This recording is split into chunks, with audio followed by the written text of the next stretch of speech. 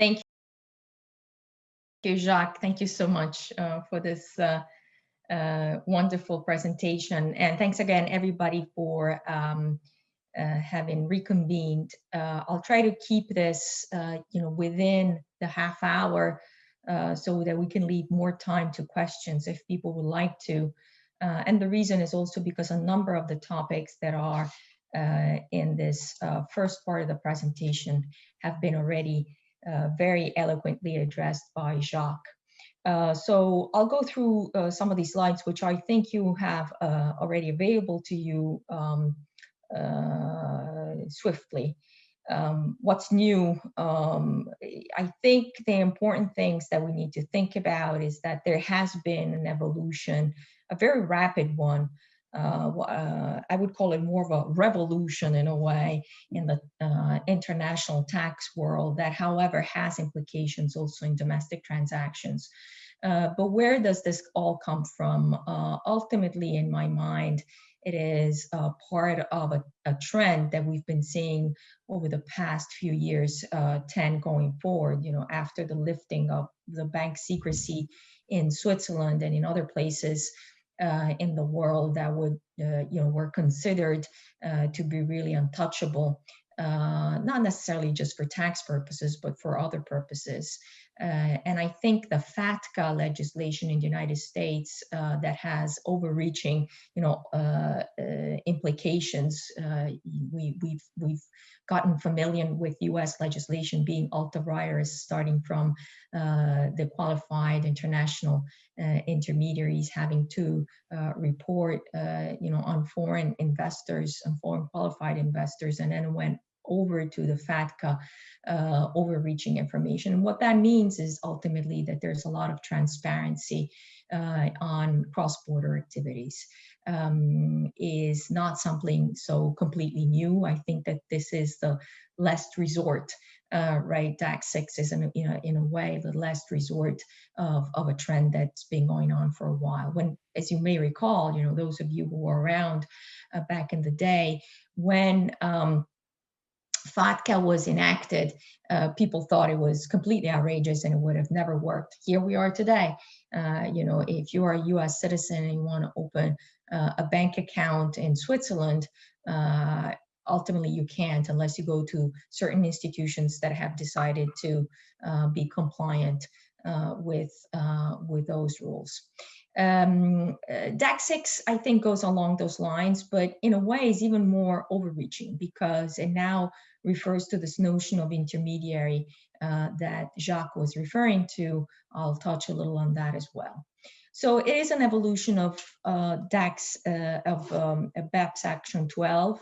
And at the end of the day, it tries to reconcile, in my opinion, this notion of having an economic nexus of some territorial substance, which is a notion that we are all very familiar with, that stems from the first tax treaties and the models that were first articulated right after World War I, based on an economy that clearly was one that it was sort of more connected to a particular, country. But now, and even more so, and that's why all the attention on digital economy, from e-commerce to global financial transactions and everything becoming, and in a way what we're living today, everything becoming so technological and having the opportunity to perform mainly services that could generate income from ultimately anywhere in the world is going to put a lot of strain as to how tax administration are going to be able to tax those transactions, as we know, but at the same time on how intermediaries are going to be able to collect information and report it to the tax administration. So clearly, this all stems from that need, and we'll see more of that. And it's had to start from certain indicators, the hallmarks that Jacques has touched upon today. But there's a lot that has been going on even in our individual countries because domestic legislations had already made significant progress in implementing a number of the BEPS measures in the area of corporate income taxes, direct taxes in general, going from control foreign corporations, trying to quash disguised, permanent establishment and treaty abuse. And these are topics that have been on most countries, developed countries, tax avoidance agenda, with a lot of, I find as Jacques, contribution by tax administrations that over the years have become more and more sophisticated and in addressing and understanding these matters. So ultimately, what does DAC6 do? It tries to increase transparency on transactions that cross EU borders and to a certain extent go over the EU perimeter, because if you have foreign taxpayers that are non-EU, but then you have a benefit in the EU, you still have an issue of transparency and reporting those obligations. They're trying on its face to reduce the scope of harmful tax competition by establishing a common set of common rules in the United States. We'll talk a little bit further as to whether and to what extent that ultimately is, a predictable result, but at least that's clearly an objective. Increase the number of reportable person for each transaction. I think that's not just an effect. I think there was an aim of the rules, and in a way having a number of operators becoming, the dog watchers, the gatekeepers, the policemen of the system, and putting a lot of pressure on those operators in terms of harsh fines, but also the franchise risk that comes with that, I think has been clearly a replica of what we've seen in US rules that ultimately have worked out. And then ultimately to try to deter taxpayers from entering into particular schemes if it had to be disclosed. So saying, guys, you have to disclose the scheme, you better think harder about this, because clearly if there is an abusive angle to it, you may not want to put at odds your situation and then address it with the tax administration. And as I was mentioning earlier, with the public prosecutors' criminal authorities, which, as we've seen, has been an increasing trend. I mean, in Italy, there's always been the case. Very few people ultimately go to jail, but it's a painful exercise that goes on for years. We've seen even in France and Germany, taxpayers, but even advisors, to taxpayers, ultimately facing criminal liability and being jailed. There's the entire Cum-Ex saga in Germany that I think has been quite an interesting development and ultimately deterrent for transactions that do present gray areas. Ultimately, this is a weapon in the hands of European tax authorities rather than a tool, as I see it. Time will tell. Let's call it tool for now, but I think it's ultimately going to be an interesting weapon in their hands. It might, in the long term, and this is going to shape, in my opinion, also, the profession, what people are going to be able or not able to do, minimize space erosion and profit shifting. I think that's more for the medium term. In the short term, as we were already saying earlier, I think the collection of all this data and mastering all this data would provide tax administrations within the EU world of a massive amount of data and information that can be used in audits. And in order to quash transaction close loopholes if they want, not only with legislation, but as we've seen, first and foremost, with very aggressive audit proceedings. And so ultimately, it gives an opportunity to shape behaviors.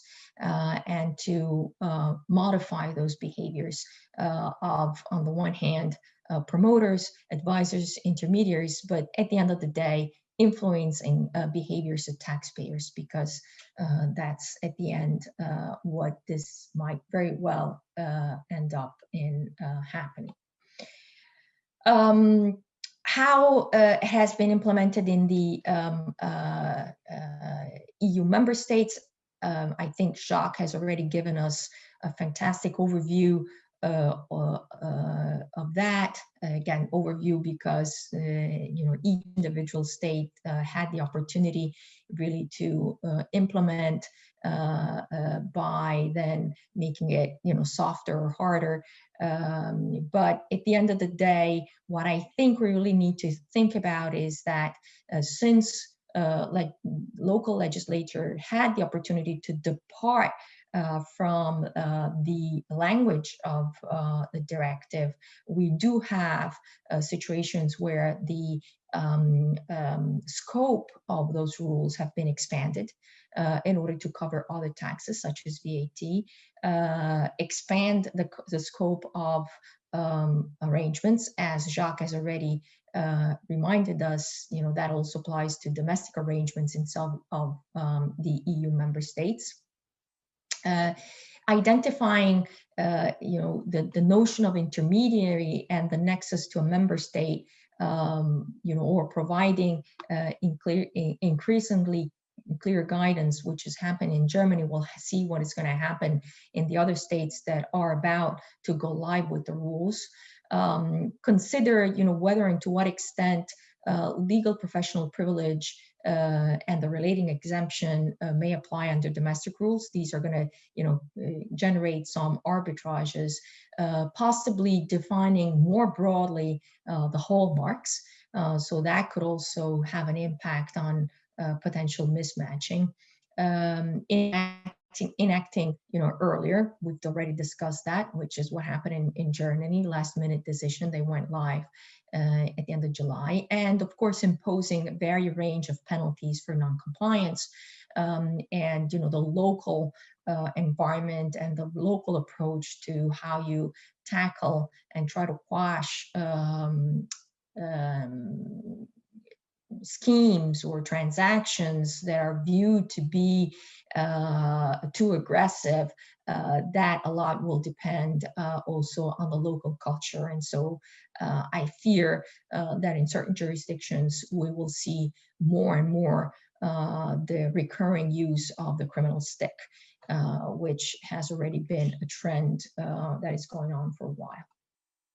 So what all does this mean for taxpayers? I've tried to put down a number of things that people, you know, should have already started thinking hard about, or should, you know, start focusing on immediately.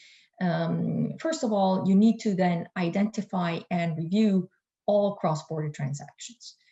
Those have been done as of you know, mid 2018, because there is going to be a backlog period, given that in a way, while we're going to go live sometime in 2021, other than Germany, as we'd said, there's going to be 2 years plus of transactions that will have to be identified, reviewed, based on the implementation of the directive, including regulations, which I think are going to play an important role.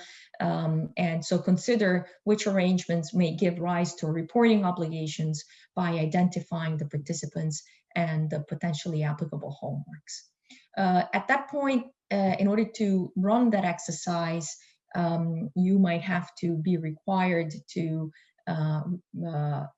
look for professional assistance to understand the level of scrutiny required, given the scope of the legislation possibly being pretty wide, and so not only to include situations where a tax advantage is obtained, as Jacques rightly reminded us of earlier.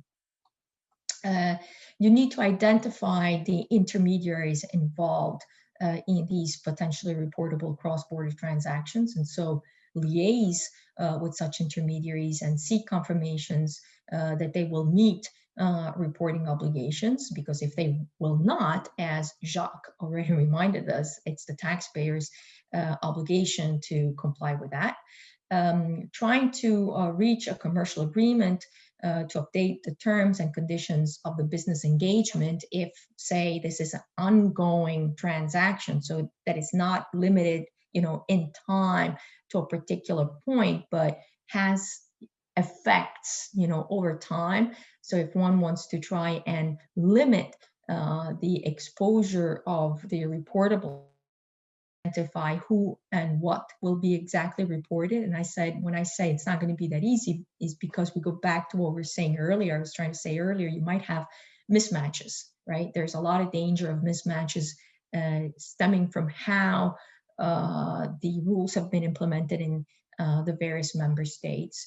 If there's no intermediary, or because the intermediary does not or cannot, because of legal privilege, report the information, then one needs to understand who reports what and try to ensure that there is consistency in the reporting. The timing of the reporting is also extremely important, because there are going to be people who are responsible within the organization. And as we said, there is a franchise risk, but also depending on the type of transaction, you still have a concern, a risk assessment relating to possible not only tax but criminal implications thereof if people, overlooked these issues when the transaction was consummated. And the risk of duplicating the reporting. And so it's so very important to ensure that there is coordination between not only among the parties and the intermediaries, but even when an intermediary is not there, or an intermediary cannot report or will not report between the parties, because you could have two-party transaction, three-party transaction, which is cross-border, and you'd still have to report the transaction, who does what and when. So that all of that ultimately imposes that there be a suitable system to monitor arrangements and collect the relevant data for the backlog and going forward. So set up a system that would enable to, sort of check a checklist of issues that you need to think about, taxpayers need to think about when they're entering into, or even start thinking about these transactions, and commit intermediaries to identify and disclosing reportable arrangements in order for to ensure willingness on the part of taxpayers to cooperate and provide all that reportable information. What does that mean ultimately in a nutshell for taxpayers? Clearly, there is an increased administrative burden, and as a result, expenses that are related to that for intermediaries, and at the end of the day, taxpayers who will have to clearly identify and track reportable transactions, setting up a system that would enable to not only deal with the backlog, but most importantly going forward, in order to ensure that the reportable transaction will be caught sooner rather than later in the system, and possibly, when they do present questionable tax features, quashed or restructured accordingly.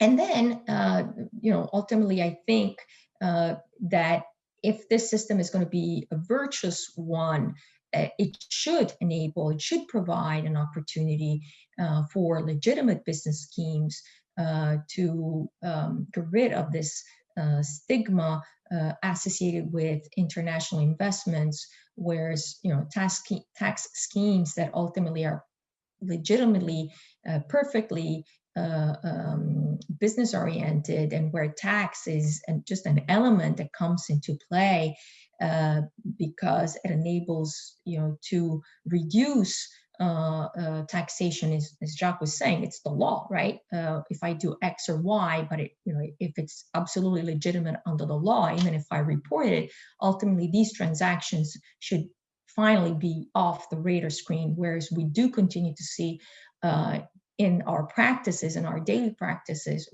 I speak for myself, being practitioners and devoting ever more time to litigation in the past few years, to transactions that are perfectly legitimate and that the authorities try to attack without having fully grasped, in my opinion, the very gist of them, and whereas tax clearly is an element, but not necessarily the arbitrage element that they try to put a lot of emphasis on. So here I've tried to, on this slide, to put down what one can think in terms of best practices. What should people do or have done, be doing, continue to do going forward?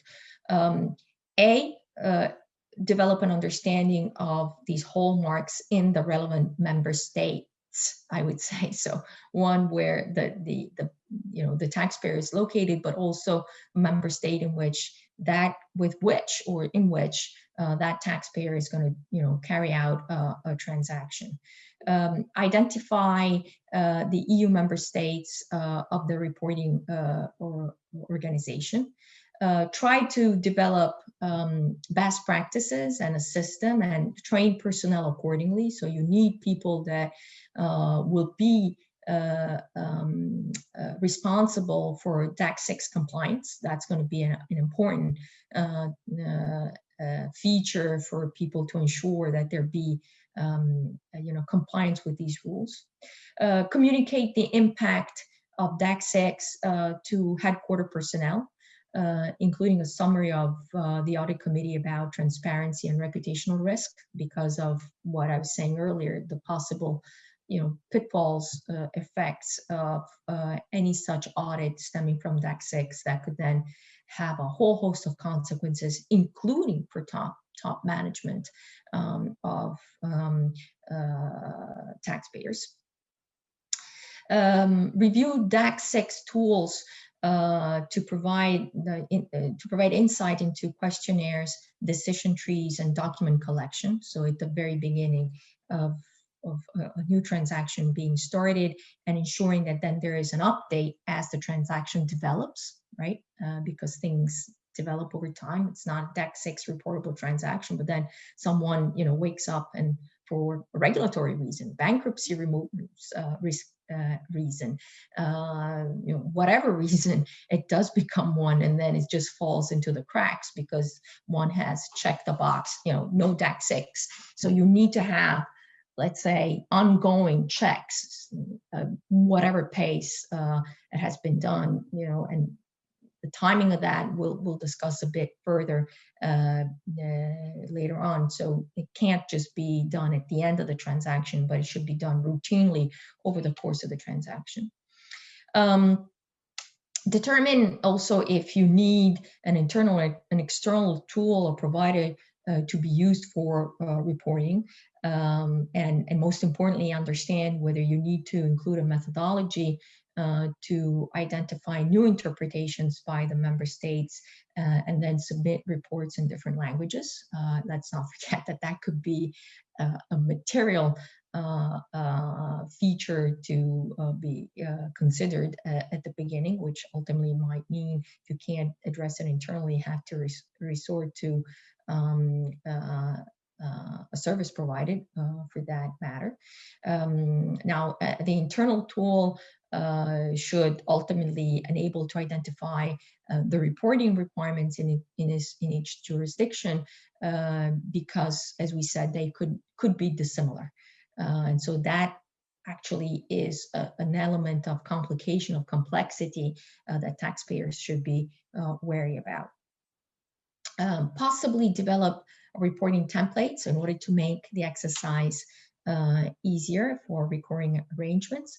Do an analysis, of the documentation based on DAC6, and then figure out why you want to report and why not. So say, what do I do with capital markets transactions? Are these reportable? What do I do with, I don't know, cross-border, supplies? Are these reportable or not? And depending on the taxpayer's business, line of business, industry sector, what they ordinarily do, try to standardize that reporting based on the type of transactions that are put in place. And then anytime there's a new transaction that is sort of devised or thought through, figure out in advance whether you have a DAC6 reportable issue or not. And then, as Yoni was reminding us earlier, what she does is consider to reach out to the tax administration to the extent to which they're willing, and luckily the Finnish ones, we understand they are, reach out to the tax administration to seek clarification and monitor developments.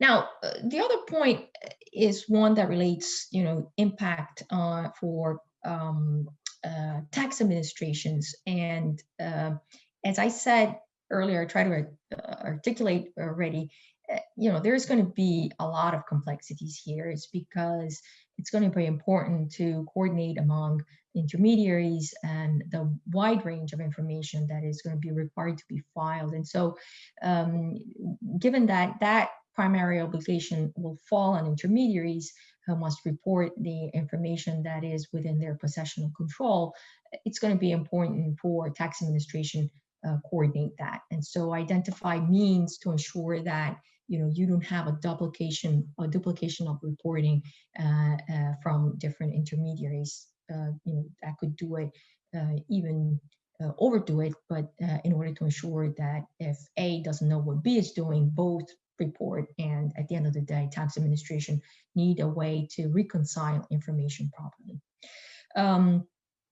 Now, of course, there are going to be exceptions in cases one or more intermediaries involved, where the information must be reported in more than one state. Then we know that there's going to be an exemption from the reporting in the other state. But personally, I foresee that given the mismatches that we might have in implementation of the rules, you might have reporting in more than one member state anyhow, because intermediaries will decide to report notwithstanding the fact that someone else is reporting or not reporting, because the tests, to be met, given the different scope of the implementation of the rules, differ. And so someone would want to take a more conservative approach, which I expect is going to be the case for a number of intermediaries, are going to generate duplication.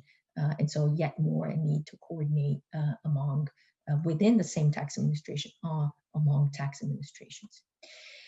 The strict deadlines are also stipulated in the directive and the implemented legislations, and the ensuing levy of huge penalties for failing or having delayed to comply with the reporting obligations will constrain the report. And so they're going to be sort of overwhelmed for sure at the beginning by we know for sure almost 3 years of backlog that they will have to digest somehow. And the other point that is the access to that information would be highly burdensome for intermediaries to coordinate with other intermediaries to find out what information has been reported. And so an intermediary, as we said, may deny access for whatever reason, legal privilege, whatever. And so that's going to also generate an issue for tax administration. The directive and the implementing legislation also require intermediaries and taxpayers to file the information requested within 30 days of the earliest of 3 triggering events. And this goes back to what we were saying earlier, to the need to continue to update, the analysis. So what are these 3 triggering events? When the scheme is made available for implementation, or the advice, we say scheme, but as Jacques rightly pointed out and reminded us of, it's not just, setting up a scheme, but just providing advice, on a particular transaction, or figuring out how to do it, even if you do it without an intermediary. So once that is made available for implementation, so if you say you don't have an advisor, you don't have an intermediary, you have a taxpayer that is reporting to the board what to do, is that made available for implementation? Possibly, yes, once the board decides, right? If it's something for the board to decide or for one of the directors to decide. When it's ready for implementation, or when the first step of implementation is put in place. So clearly, these strict deadlines make it, are going to make it extremely interesting to see how intermediaries and taxpayers are going to read them. And so whether, for instance, the same transaction evolves, may be reported to the tax administration more than once. So tax administrations may, get confused as to what exactly they're told about. And then the fact that the three triggering events are somewhat vague and ambiguously drawn are going to, make it even more difficult, to continue to have a rolling 30-day reporting timeline, which people will have to come to grips with and figure out what exactly they want to do in compliance with what the local implementing rules are expected to say. The other problem with this legislation that I think is going to have a huge impact on how tax administration will have to manage the massive, I think they're going to have massive amounts of data that are going to be reported, is the broadly worded hallmarks. Jacques went through them. He provided some examples. We can think of many other examples. The more I work every day, the more I think, maybe this is going to be reportable. Mere capital injections on a cross-border basis seem to be a reportable transaction by itself. So, for what I do every day, for instance, all these transactions might be reportable. And so one risk is that the fact that they've been written with such an overreaching wording may induce intermediary and taxpayers just to keep track of arrangements that have nothing to do with tax avoidance or tax schemes or whatsoever, and still have to report them. And the tax administration will have to navigate to this data and figure out what exactly they need to, look for and go after. And it's not going to be an easy exercise, because we know that standardizing reporting has a number of difficulties, and I expect that tax administration will have to possibly, if this is going to go somewhere and this is going to be a tool or a weapon, as I say, in the tax administration's hands, they might have to amend them over time. What does this mean ultimately is that it could be a waste of time and resources, of taxpayers' time and resources, if you think about it, because tax authorities are using our own time to go after the wrongdoers and the crooks. And if they don't use this data and information that they're asking taxpayers or intermediaries to provide by incurring insignificant cost, honestly, to put in place systems that are ultimately ensuring compliance, but then they're using that data improperly or not effectively, that's again a wrong use and a waste of time and resources, including taxpayers' money, that is not used effectively to go after tax evaders and wrongdoers. So what's really ultimately in for the tax administration? Yeah, a huge gold mine of data and information, at the risk, however, that having these rules being written perhaps in an overreaching fashion, and depending also on the implementation and how implementation in local law, but also implementation in terms of regulations might ultimately entail an unreasonably cumbersome activity on not material arrangements, and as a result, a waste of time and resources for tax administrations as well.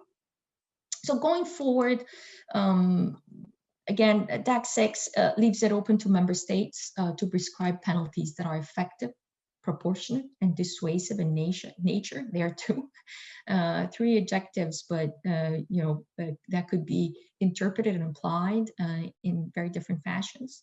I'm very much concerned about the criminal angle of possible use of this information in a too dissuasive fashion and going after transactions that ultimately do not per se present tax unreasonableness just for the sake of quashing certain transactions. And so we'll see. I think it's going to be interesting to see how this tool is going to be deployed in the short medium term.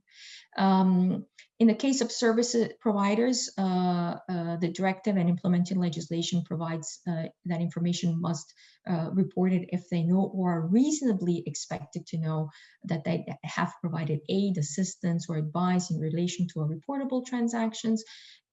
As Jacques was saying earlier, take a lawyer, a firm that is hired to just implement a post-acquisition reorganization that has an important tax element that that firm has not advised on, and incidentally, they ultimately don't know about it. Would they be considerably reasonably expected to know? If you're a sophisticated lawyer or a corporate lawyer, conceivably you meet that test, and so that would entail that the transaction should have been reported. And so how do you ensure that there is actually compliance, and how does that particular advisor, try to find that out from its client? What kind of information can you ask?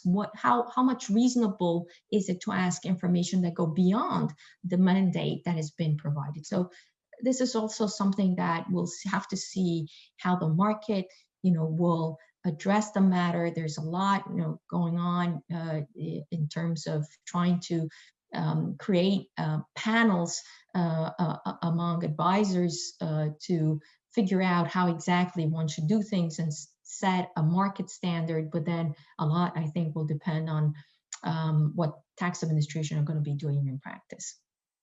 And if we think of how harsh some, of these penalties can be, and again, of the possible pitfalls, implications thereof, clearly you can only, understand and assess the magnitude of these rules, the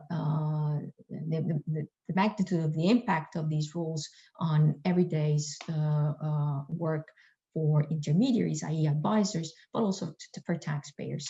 So just to give you a quick example, in Italy, for instance, we're still waiting for regulations. We have implementing rules. There's a cross-reference to CRS, and there too, there's a lot, very nice words, but how do you put them in practice? These two seem to be, extremely overreaching. So that you should actually know about the arrangement, that is readily available, that you have a level of expertise that would ordinarily be expected of someone to figure out what has been going on. So there's a lot that is going on into on the knowledge, and it puts a lot of stress and pressure on the subjective element.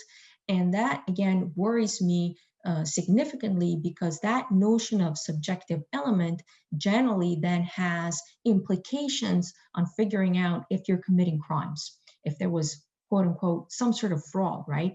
And so ultimately, I foresee that this is rather than just a tool, a very powerful weapon in the hands of the authority if not used properly. And when I say properly, I don't mean, I just clearly, I assume that it's in good faith, but most importantly by people who may not necessarily be familiar with the tax world.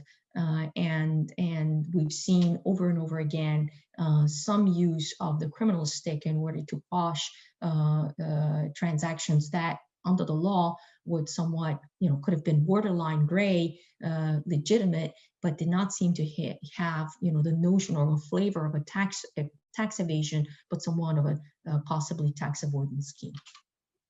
On the last slide, and then I'll stop. I had just one example how, you have to worry of what you have to worry about. Here, it's just a cross-border transaction, not particularly complicated, frankly. Didn't even consider, look through transparent entities that Jacques also very briefly touched upon. A big headache when it comes to that, use of foreign tax credits, which could make it even more articulate. But just looking at a hybrid financial instrument, debt equity, we know that OECD has focused a lot on that. Interest loans, on a cross-border basis, or even transfer pricing, typical transfer pricing transactions. Those two would fall within the boundaries of reportable transactions. I would hope that at least on transfer pricing, those taxpayers that have put in place policies that are compliant with standards set by local administrations in compliance with OECD guidelines should be off the radar. But at least for the time being, given how they're written, that doesn't seem to be the case. I think we have 2 questions. Oh, someone was replying on the, yes, on the list, exactly. That refers both to the OECD and the EU list, going back to the question that has been posed by Jillian. So clearly you need to look at the OECD. And we've seen how the Commission has used also that tool back and forth with the Caymans. So now very likely the Caymans will be off the blacklist, and we have different types of blacklists going around. So what I foresee, and then I'll shut up and leave it to the floor, is a complicated couple of years in front of us. I think that tax administrations will have to figure out a way to digest the data that they are going to be overwhelmed by. I don't know if it's true, but I heard a rumor that the German tax administration has been hiring something like 500 IT specialists to deal with DAC6. And so we'll see, they are going to be, on the forefront of this initial experiment. A lot will depend on how the forms will be written and how then tax administration are going to, cross check the data. But what I think is that if they're going to be smart, they're going to be able to identify trends, start, as Jacques was reminding us, sending out questionnaires, collect other information, and developing then audits, possibly in cooperation with public prosecutors' offices, as we've seen they have been doing, at least in continental Europe, in the past few years. I'll stop there at 11 on the dot, and I'll leave it to Jacques and the floor to see if there are any comments or questions.